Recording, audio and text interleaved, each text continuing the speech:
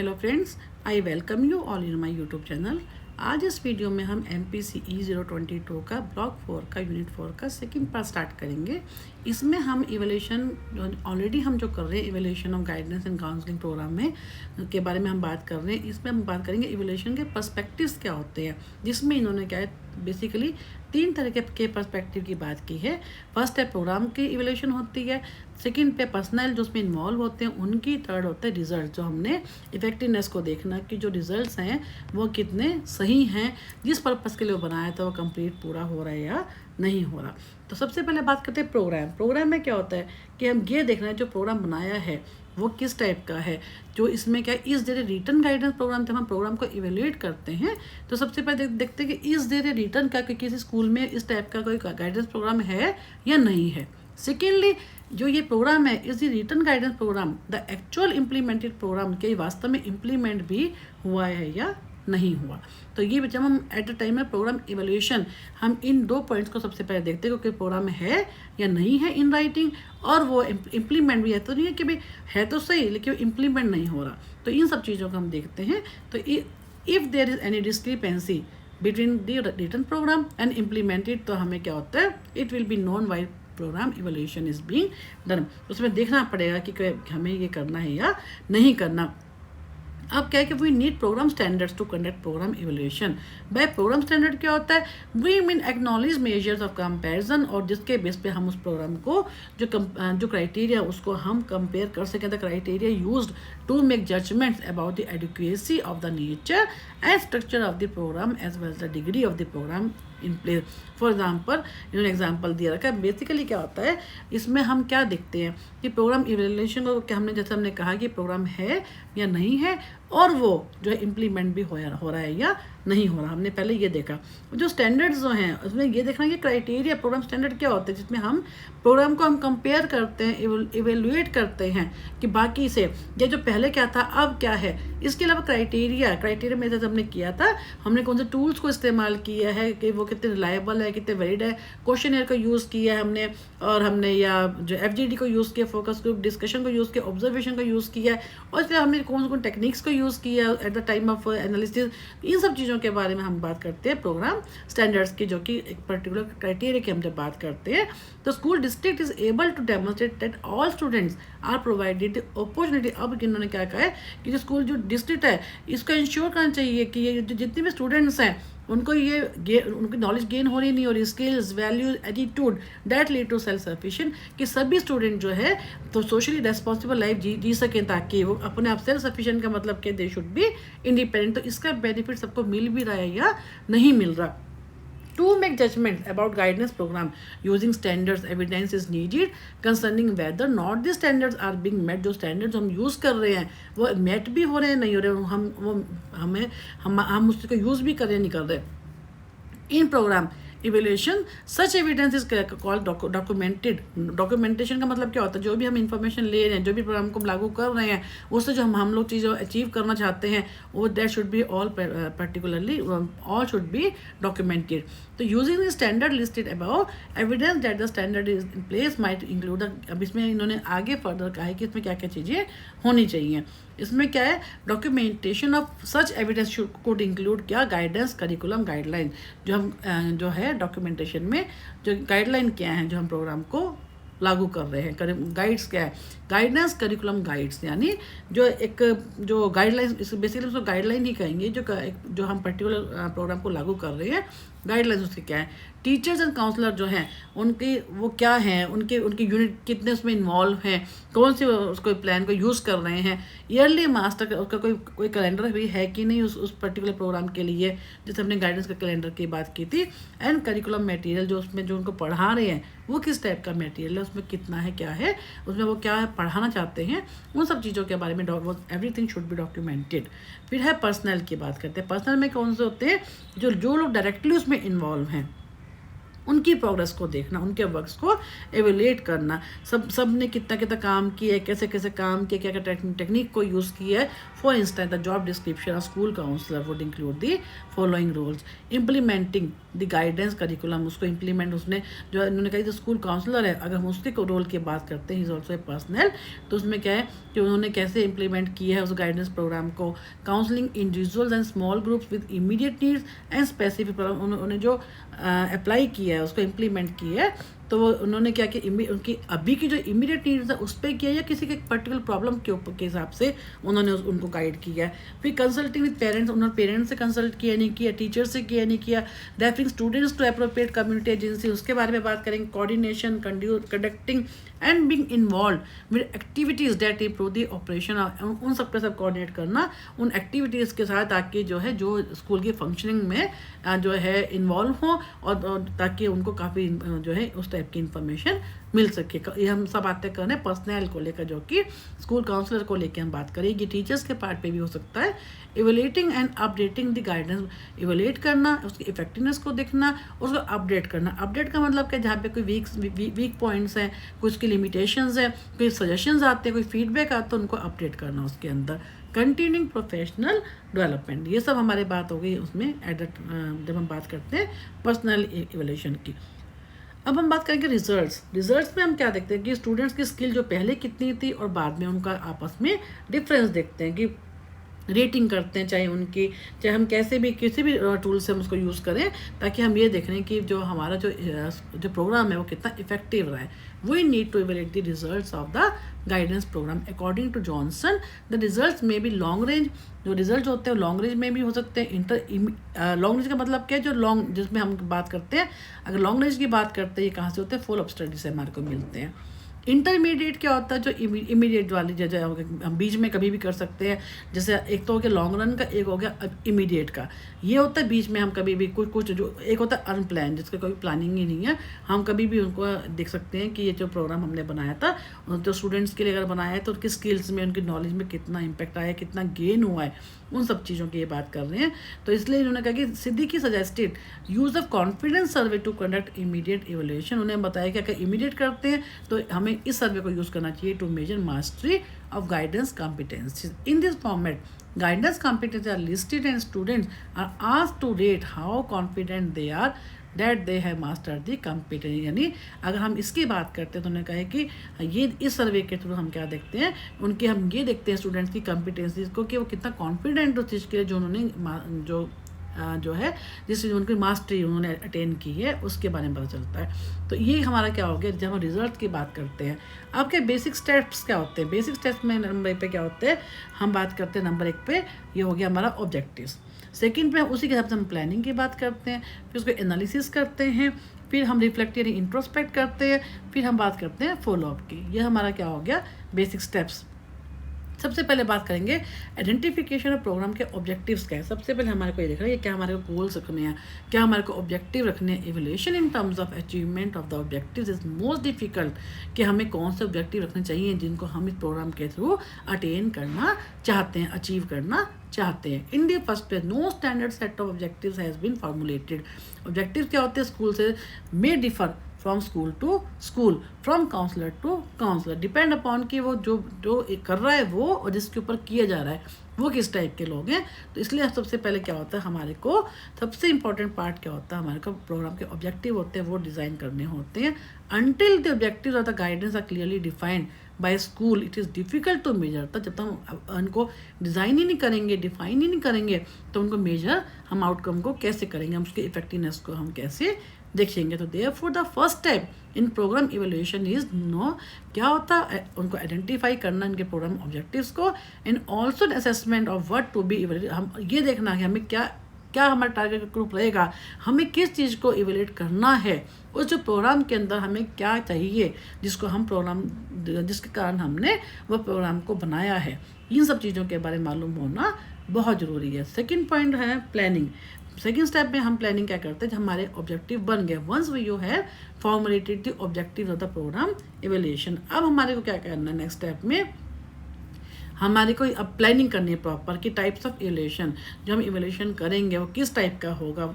जैसे हमने पीछे बात की, फॉर्मेटिव होगा, सबमेटिव होगा या डायग्नोस्टिक, हम साल के बीच में, ये हमारा क्या हो जाएगा एनुअल कंप्लीशन के बाद, ये क्या कभी भी हम कर सकते हैं उठा के, जो कि अनप्लान्ड होता है। इसके अलावा हम क्या क्राइटेरिया को यूज़ करेंगे, specific objectives and criteria for judgement and appropriate study techniques हमने कौन सी की हैं उन सब के बारे में। क्योंकि कई बार क्या होता है क्राइटेरिया से हमें ये मालूम होता है कि जो हमारे को इन्फॉर्मेशन लेनी है, हमें कौन कौन से स्टेक होल्डर्स को, कौन से स्टूडेंट्स को, टीचर्स को हमें उसमें इन्वॉल्व करना है ना, और कौन से हमारे वो कौन सी टेक्निक्स को यूज़ करना है, कौन से क्वेश्चन के थ्रू करनी है, फोकस डिस्कशन से करनी है, ऑब्जर्वेशन से करनी है, या सिंपल आपको सेल्फ रिपोर्ट इन्वेंट्री बनवानी है, उन सब से हमारे को देखना होता है।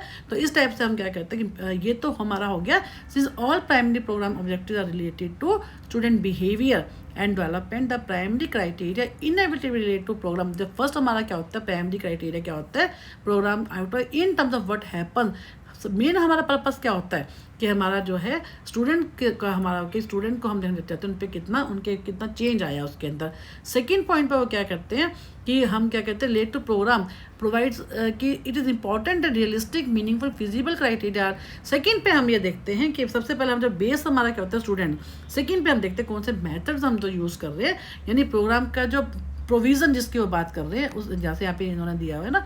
On the other hand secondary objective relate to programme provisions, के प्रोग्राम के लिए हमारे पास क्या क्या चीज़ें हैं, उसके अंदर हम क्या क्या चीज़ें और देखना चाहते हैं, हमारे पास क्या इंफ्रास्ट्रक्चर है, वो सब चीज़ें जिसमें हम प्रोविज़न में बजट आया तो बहुत सब चीज़ें आती हैं, वो सब हमारा क्या आ जाएगा, ये सेकेंडरी ऑब्जेक्टिव होता है। हमारा प्राइमरी ऑब्जेक्टिव क्या होता है, जिन स्टूडेंट्स के लिए हम उनको करना चाहते हैं उनको देखना। फिर है इवैल्यूएशन स्ट्रेटजीज हमें कौन सी यूज़ करनी है, it will depend upon the goals क्या हैं, ऑब्जेक्टिव्स क्या है, guide and counselling programme, whether you will use, हम सर्वे को यूज़ करेंगे, केस स्टडी को यूज़ करेंगे, हम किसको कौन सी स्ट्रेटजी हम यूज़ करेंगे, कौन से मेथड्स को हम यूज़ करेंगे, ये डिपेंड करता है हमारे ऑब्जेक्टिव किस टाइप के हैं। उसी के हिसाब से अगर हमारे को किसी पर्टिकुलर कोई ऐसा बच्चा है जो कि जिसको लर्निंग डिसेबिलिटी है तो उसके लिए हम केस मेथड को यूज़ करेंगे, ठीक है। ग्रुप के लिए अगर हम पूरा कर रहे हैं तो हम सर्वे मेथड को यूज़ करेंगे। It all depends upon the, अगर पूरी क्लास के लिए हम देना चाहते हैं इम्पैक्ट आए कि नहीं आए तो हम एक्सपेरिमेंटल मेथड को यूज़ करेंगे।